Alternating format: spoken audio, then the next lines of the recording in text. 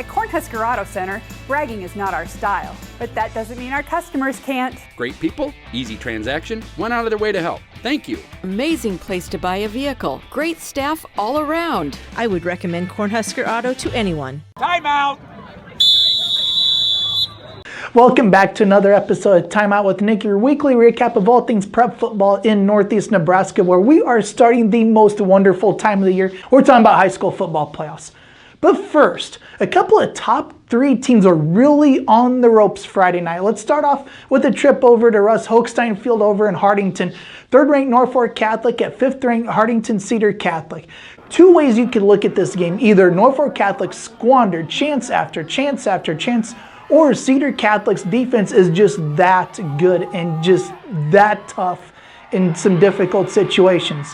Norfolk Catholic touchdown drives on both of its opening drives in the first and the second half, but scored no points off of 3 first-half turnovers. But Norfolk Catholic, in turn, 3 interceptions sealed a 14-10 victory. Here's Knights coach Jeff Beller. It's a great win, and again, they're a quality football team, so I think you go home, and I would imagine both of us will do the same thing. We'll look at the little things we think we can do better.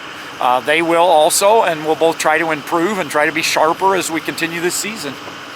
Also, number 1 ranked Pierce really hadn't been tested a whole lot this season. They got that and then some at 4th ranked Wayne. Wayne led 9-7 at halftime and through 3 quarters, but Pierce with a 99-yard touchdown drive and a pick 6 late to seal a 19-9 triumph. I mentioned playoffs earlier. Start off here in town with Elmwood Murdoch at Lutheran High Northeast. The Eagles led 32-0 and after the first quarter, had a pair of 1-play touchdown drives, a blocked punt safety, and a kicker off return for a touchdown. You get the idea. It was 50-22 final, and it really wasn't even that close as Elmwood Murdoch had a couple of touchdowns in the 4th quarter. Elkhorn Valley visited Neligh-Oakdale, where the Warriors have really been under a youth movement the last couple of years. Freshman Bryson Gattikin, 19 carries for 141 yards. Sophomore quarterback Aiden Keister, 11 carries for 115 yards, plus he was 8 of 11 passing for 121 yards. Both of those guys rushed for 3 touchdowns each. Neligh-Oakdale led 28-6 at halftime, 52-12 your final. I was just real pleased with our kids. I thought, we wanted to be physical with them a little bit. We wanted to be able to run the ball, and we were able to do those things. I was really proud of our kids up front. We controlled the line of scrimmage on both sides of the ball, which made it a little bit easier for us to dictate how the game was going to be played. And for the second time in 3 weeks, Howells-Dodge played at Guardian Angels Central Catholic. Howells-Dodge really took advantage of special teams in this one as the 10-seeded Jaguars beat the 7-seeded Blue Jays 42-14. Over in Class D2, Creighton visited Osmond on Thursday night, but Osmond led 12-8 after a blocked punt recovery resulted in a touchdown. The 2 teams combined for 3 touchdowns in the last about minute 17 or so of the first half, including Creighton's touchdown with 1 second left in the half. It was 42-26 at the end of the 3rd quarter. Creighton finally really took control in the 4th quarter with a couple of touchdowns. 54-26 final.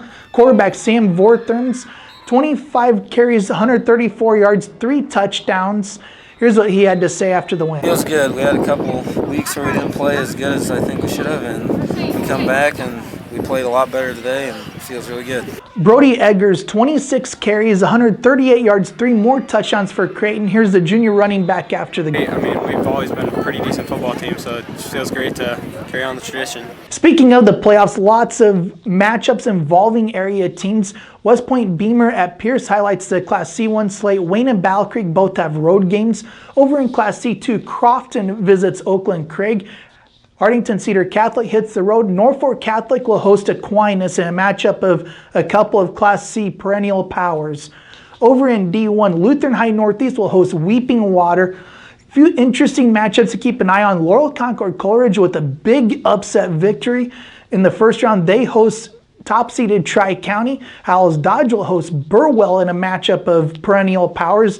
And Neligh-Oakdale will host a place called Highline. If you can look that up and tell me where that's at, let me know.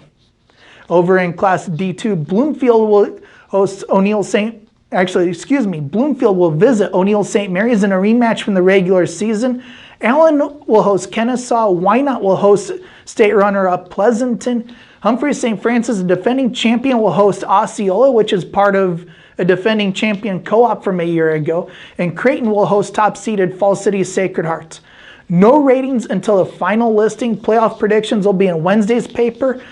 Like I've always said, that content is in print, digital, subscription only. And once again, I'm Nick Benish, and thanks for taking a time out with us.